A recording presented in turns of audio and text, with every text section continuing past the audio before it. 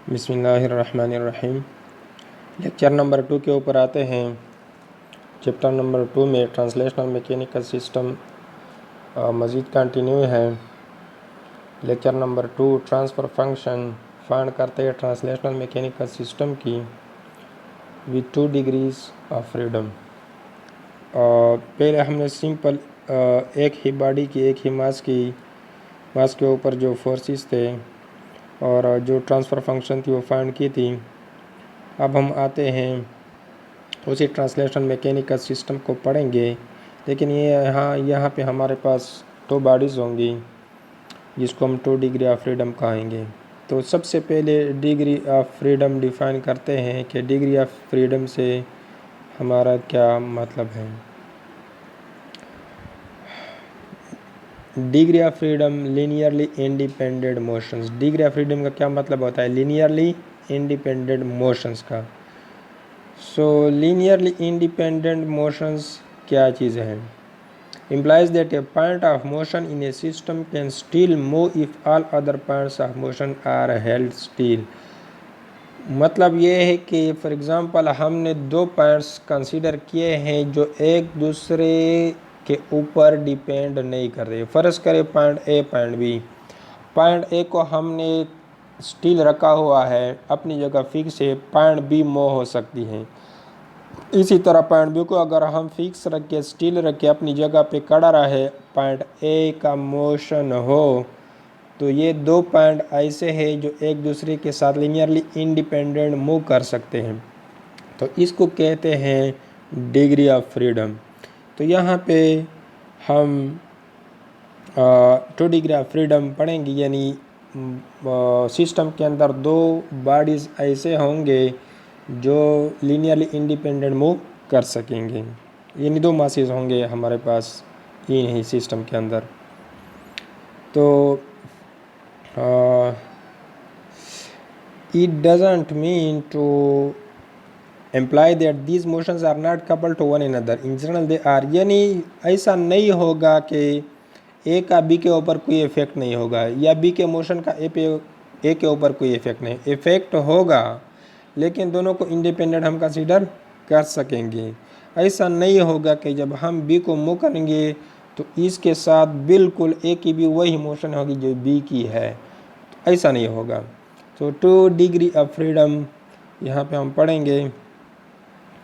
So if there are 2 such points masses in a system, then such a system has 2 degree of freedom and so on। अगर 3 body है तो 3 degree of freedom, अगर 4 body जिस तरह है तो 4 degree of freedom होगा and so on. Example के ऊपर आते हैं। एग्जाम्पल 2.17 बुक के अंदर जो है figure 2.17, find the transfer function x2 of s by f of s for the system of figure this.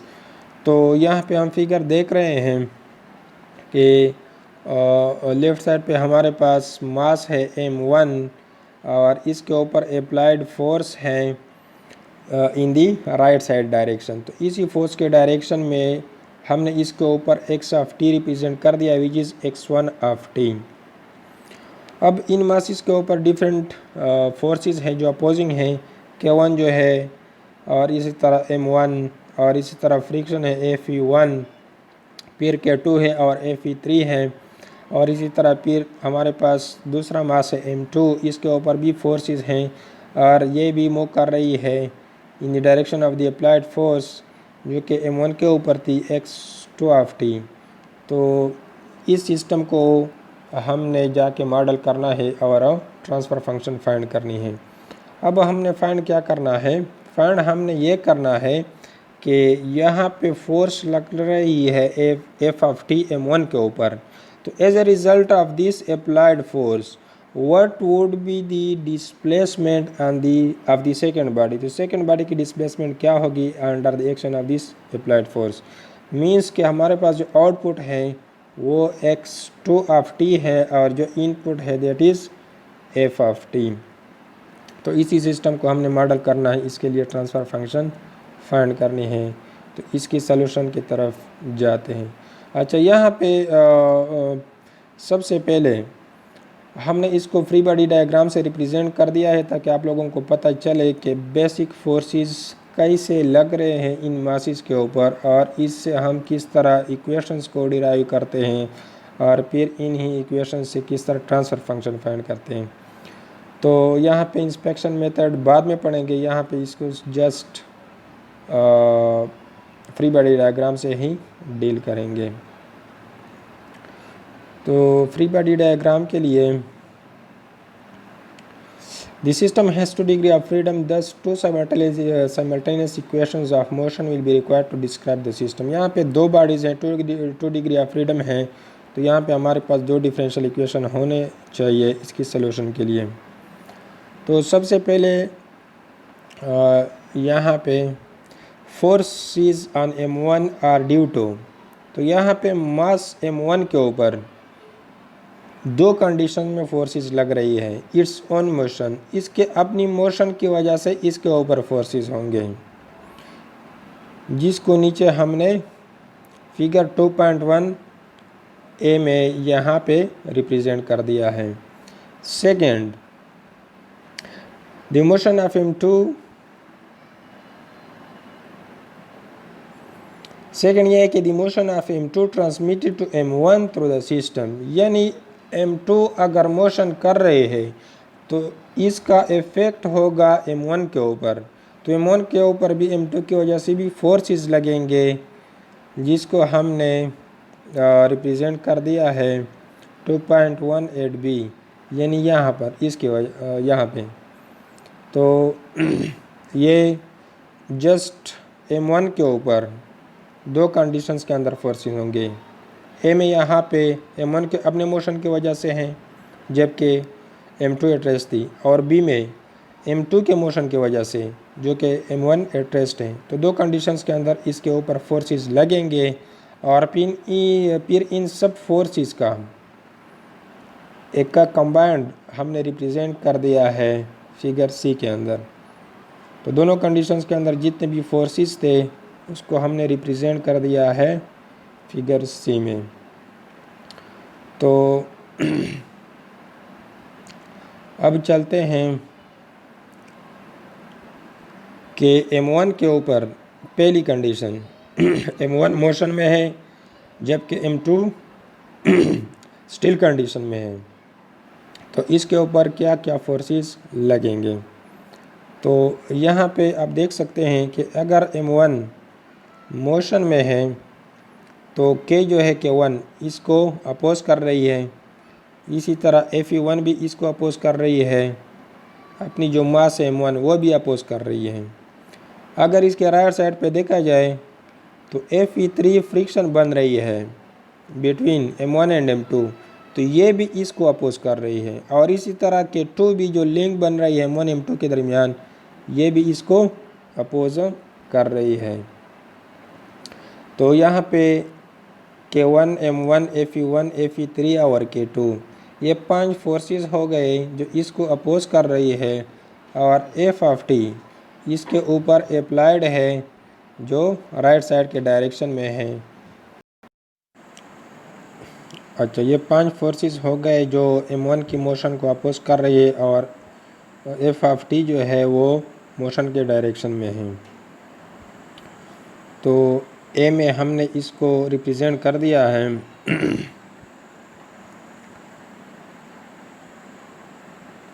यहाँ पर, यानी एक k1 की वजह से फोर्स लग रही है लेफ़्ट साइड पे, F1 की वजह से है, m1 की वजह से है, इसी तरह Fe3 की वजह से और k2 की वजह से। ये सब फोर्सेस लेफ़्ट साइड के डायरेक्शन में है और अप्लाइड फोर्स और राइट साइड डायरेक्शन में है। यहाँ पे हमारे पास m1 की मोशन थी जबकि m2 स्टिल कंडीशन में था, एट रेस्ट था। अब हमने सेकंड कंडीशन को कंसीडर करना है वो क्या है कि the motion of m2 transmitted to m1 through the system, यानी अब हम m2 को मोशन में लाएंगे और m1 जो होगी that would be at rest. तो फिगर के ऊपर चलते हैं। यहाँ पे अगर हम देखें तो m2 अब मोशन में है, m2 इसी डायरेक्शन में मोशन में है, जबकि M1 एट रेस्ट है। अब ये जो Fe3 है, फ्रिक्शन बन रही है M2 M1 के दरमियान, ये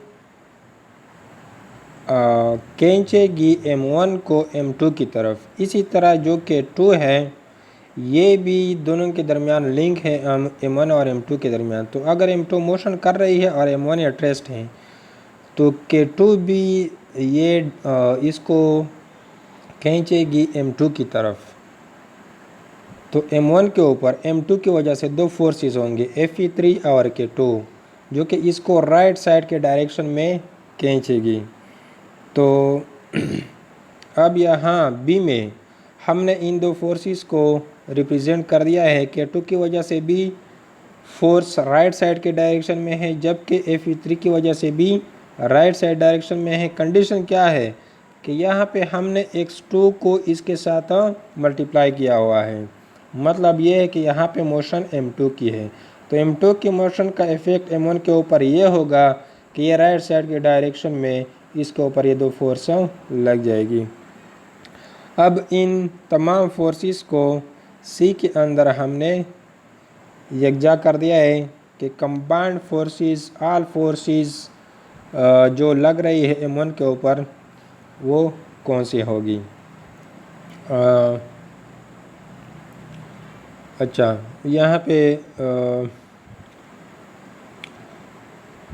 अच्छा कंबाइंड फोर्सेस लिए हैं K1 K2 की वजह से। जिस तरह फिगर ए को और फिगर बी को, दोनों को अगर हम कंबाइंड कर दें और फोर्सेस को एक साथ लिख दें, तो ये हमारे पास कंप्लीट फोर्सेस बन जाएगी जो M1 के ऊपर लग रही है। अब आते हैं M2 की तरफ।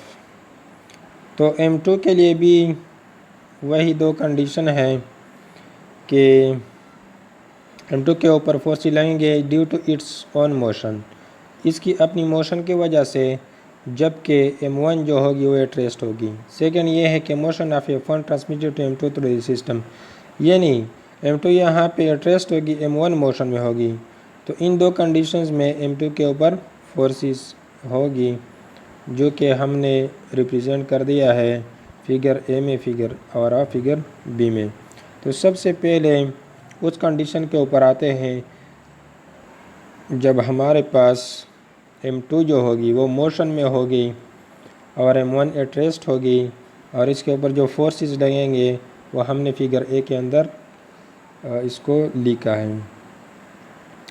तो यहाँ पे देखते हैं कि जब M2 मोशन में है तो K3 जो है, K3 भी इसकी अपोजिशन करेगी, Fe2 भी अपोजिशन करेगी, M2 भी अपोजिशन करेगी, Fe3 भी अपोजिशन करेगी और K2 भी अपोजिशन करेगी, क्योंकि M2 मोशन में है और M1 एट रेस्ट है। तो दोनों के दरमियान फ्रिक्शन भी इसको अपोज करेगी, K2 भी अपोज करेगी। Fe2 जो सपोर्ट और बॉडी के दरमियान फ्रिक्शन है जो मोशन के दौरान आती है, तो ये भी अपोज करेगी, और M2 भी, और इसी तरह K3 भी अपोज करेगी। तो ये 1 2 3 4 5, ये 5 फोर्सेस हैं। जब M2 मोशन में होगी तो ये इस मोशन को अपोज कर रही हैं। और एक बात याद रखिए कि यहाँ पे कोई अप्लाइड फोर्स नहीं है। तो अब आते हैं फिगर ए की तरफ। तो फिगर ए में हम देख रहे हैं कि यहाँ पे 5 फोर्सेस हैं जो तमाम के तमाम लेफ़्ट साइड के डायरेक्शन में हैं और इस मोशन को अपोज कर रही हैं। अब आते हैं सेकंड कंडीशन की तरफ कि जब M2 स्टिल है, एट रेस्ट है और M1 मोशन में है। तो अगर M1 मोशन में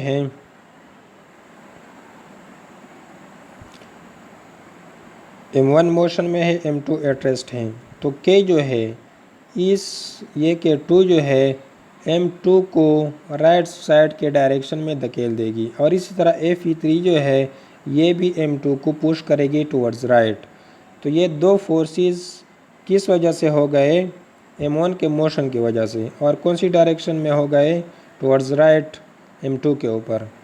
तो यहाँ पे फिगर बी में हमने इसको रिप्रेजेंट कर दिया है कि K2 और Fe3 की वजह से M2 के ऊपर ये दो फोर्सेस हैं जो कि राइट साइड के डायरेक्शन में हैं because of motion of first body M1 x1 of S हमने लिखा हुआ है। तो अब इन तमाम फोर्सेस जो फिगर ए और फिगर बी के अंदर है इसको हमने यहाँ फिगर सी के अंदर रिकॉर्ड कर दिया है, लिखा हुआ है। तो नेक्स्ट चलते हैं। अब हमने तमाम फोर्सेस को फ्री बॉडी डायग्राम में तमाम फोर्सेस को हमने रिप्रेजेंट कर दिया है। तो अब इक्वेशंस ऑफ मोशन बनाएंगे। तो इक्वेशंस ऑफ मोशन बनाने के लिए सबसे पहले हम फर्स्ट बॉडी को कंसीडर कर रहे हैं विच इज़ M1। तो M1 के ऊपर जितनी अपोजिंग फोर्सेस हैं यानी जो लेफ़्ट साइड के ऊपर लग रही हैं वो हम लिख रहे हैं, और लेफ़्ट साइड के ऊपर K1 और K2 की वजह से है, इस तरह Fe1 और Fe3 की वजह से है, M1 की वजह से हैं। तो ये 5 फोर्सेस है लेफ़्ट साइड के ऊपर। राइट साइड के ऊपर F ऑफ S हैं K2 into X2 of S और Fe3S into X2 of S। तो ये 3 फोर्सेस राइट साइड डायरेक्शन में हैं। तो इसी को हम यहाँ पे रिकॉर्ड कर रहे हैं। सबसे पहले यहाँ पे जो हमने लिखा हुआ है ये M1 के अपने मोशन की वजह से थी, और ये दो जो है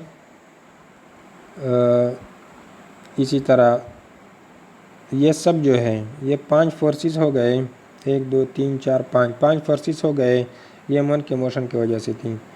अब ये अप्लाइड फोर्स है, ये राइट डायरेक्शन में थी F ऑफ S।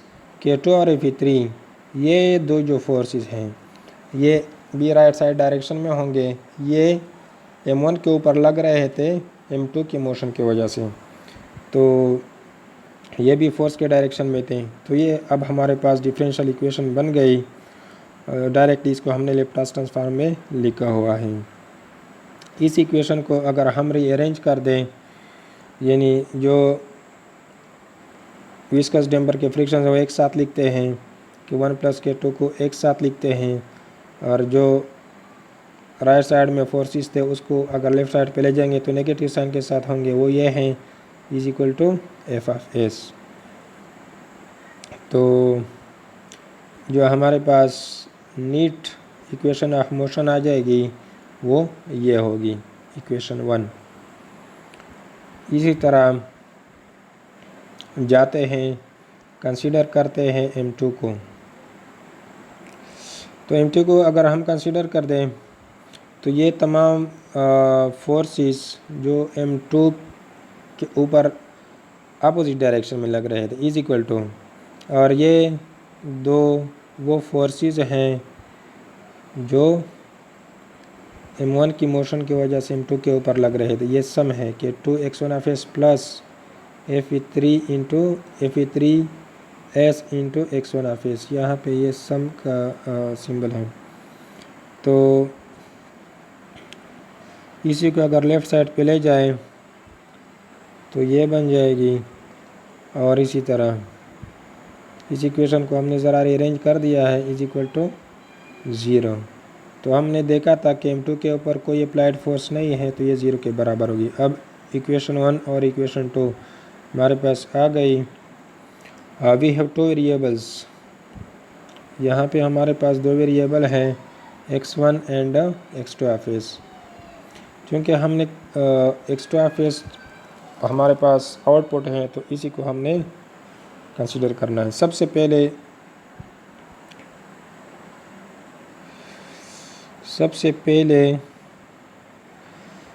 इसको हमने लिखना है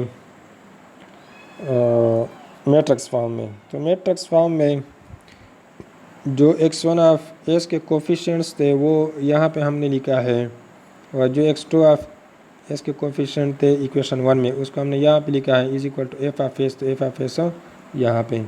इसी तरह सेकंड इक्वेशन में जो X1 ऑफ S के कोफिशिएंट्स थे वो ये हैं, X2 ऑफ S के जो कोफिशिएंट थे वो ये हैं इज इक्वल टू, वो 0 के बराबर था तो ये 0।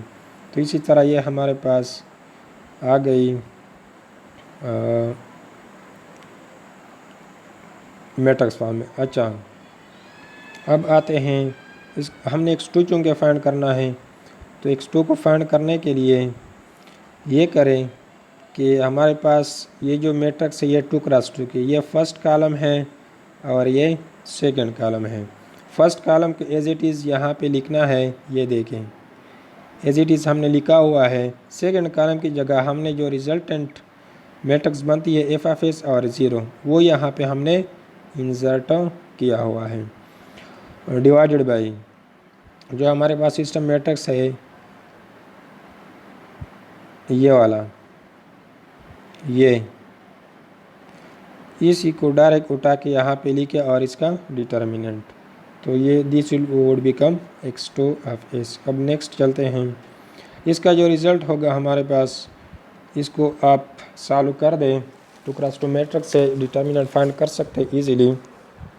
तो इसका जो रिज़ल्ट बन रहा है वो ये है कि x2(s) by f(s) is equal to g(s) which is transfer function is equal to f3s plus k2 divided by delta.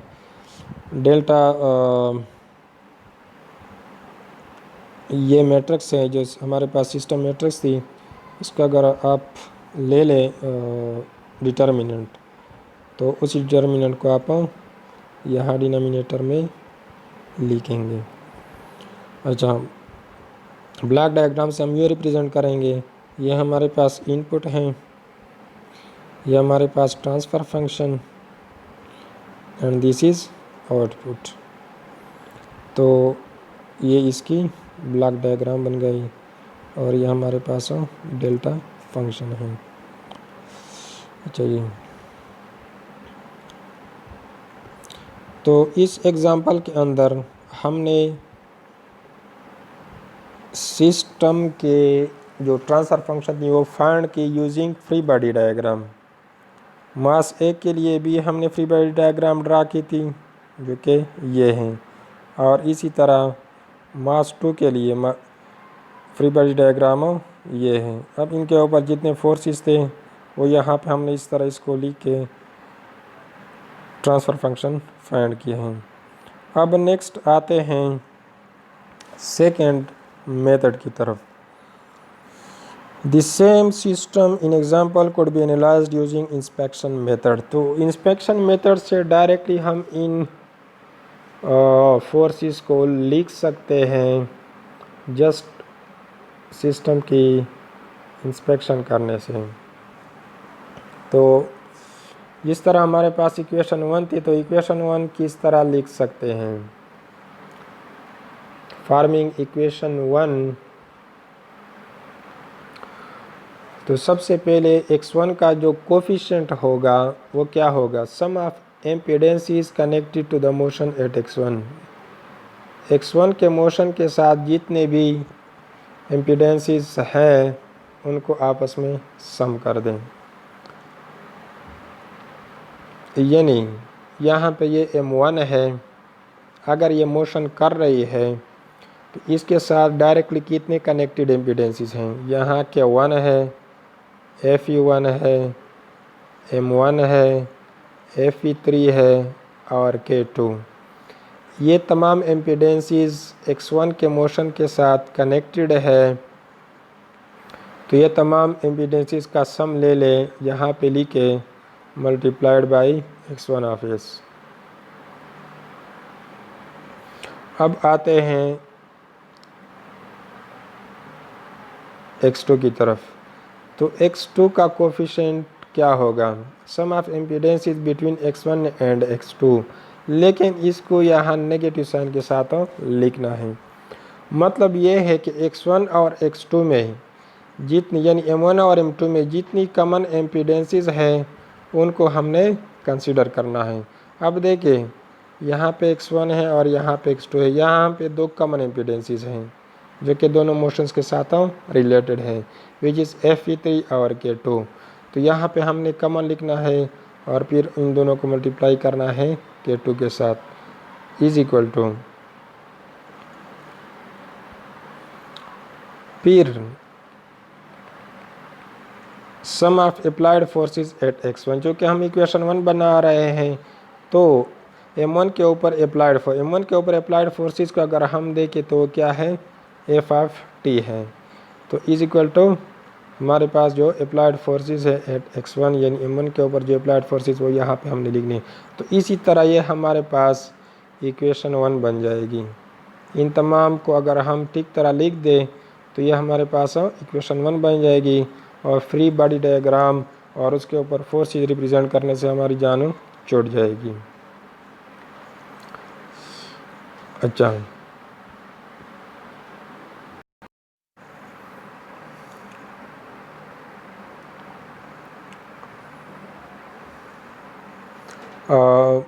जिस तरह मैंने यहाँ पे एक्सप्लेन कर दिया तो यहाँ पे लिखा गया भी है कि sum of evidence connected to the motion at x1 से क्या मुराद है। इस तरह फिगर 1 के अंदर ये एम्पीडेंसेस क्या है, जो 5 एम्पीडेंसेस मैंने बता दिए हैं ये वाले, ये तमाम एम्पीडेंसेस m1 के साथ रिलेटेड हैं, which is K1 K2 FE1 FE3 है एक्चुअली ये, दिस इज़ FE3, ये FE3 FE2 नहीं है। तो और इसी तरह m1, ये 5 एम्पीडेंसेस हैं जो कि m1 के मोशन के साथ रिलेटेड हैं। अच्छा, ये sum of impedances between x1 and x2, x1 और x2 में जो कॉमन थे वो भी मैंने बता दिया है कि कॉमन कौन कौन से हैं। ये FE3 और K2 ये 2 कॉमन है दोनों के दरमियान, तो यहाँ पे ये लिखा गया है। अच्छा, ये यहाँ पे FE3 है, FE2 नहीं है, दिस इज़ FE3। इस तरह नेक्स्ट को भी एक्सप्लेन कर दी। अप्लाइड फोर्सेस F हैं, तो इनको अगर हम लिख दें तो ये m1 के मोशन के साथ जो रिलेटेड थे और ये दोनों के दरमियान जो कॉमन थे और ये अप्लाइड फोर्स, तो ये फर्स्ट इक्वेशन हमारे पास आ गई। अब इसी तरह हम सेकंड इक्वेशन बना सकते हैं कंसीडरिंग मास 2। तो सबसे पहले यहाँ पे हमने कॉमन लिखने हैं m1 m2 में, और यहाँ पे हमने जो m2 के साथ कनेक्टेड है जितने एपिडेंसीज, और यहाँ पे अप्लाइड फोर्स जो m2 के ऊपर हैं। तो अगर हम देखें तो m2 के ऊपर जो लग रहे हैं वो क्या है, ये फोर्सेस हैं FE3 K2 FE2 K3 और m2, ये डायरेक्टली लग रहे हैं m2 के ऊपर। तो यहाँ पे आप देखेंगे कि यह है,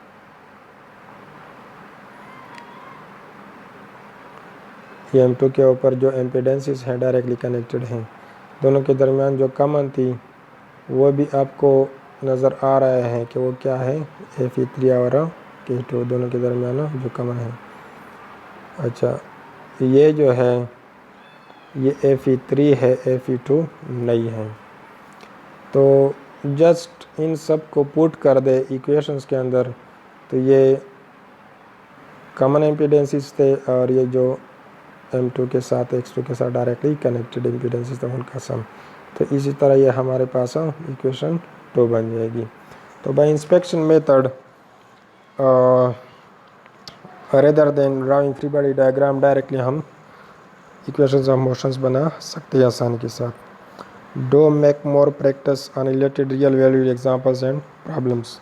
तो मज़ीद आप लोगों ने प्रॉब्लम्स को, जो रिलेटेड प्रॉब्लम्स हैं और एग्जांपल्स हैं, उनको बाय इंस्पेक्शन मेथड देखना है। जो 2 डिग्री ऑफ फ्रीडम है वो तो आप सॉल्व कर सकते हैं, लेकिन जो 3 डिग्री ऑफ फ्रीडम है, 4 डिग्री ऑफ फ्रीडम है, उसमें जो मैट्रिसेस होंगे डिटर्मिनेंट्स वो 3×3 होंगे, तो वो सॉल्व करना मुश्किल है। इसलिए उनके ऊपर सिर्फ ये प्रैक्टिस कर ले, जो 3 डिग्री ऑफ फ्रीडम है या 4 डिग्री ऑफ फ्रीडम है उसके ऊपर ये प्रैक्टिस करें कि जस्ट आपने by inspection equations of motions बनाना है, उनको सॉल्व नहीं करना है। तो इसी के ऊपर ये लेक्चर ख़त्म हो जाती है।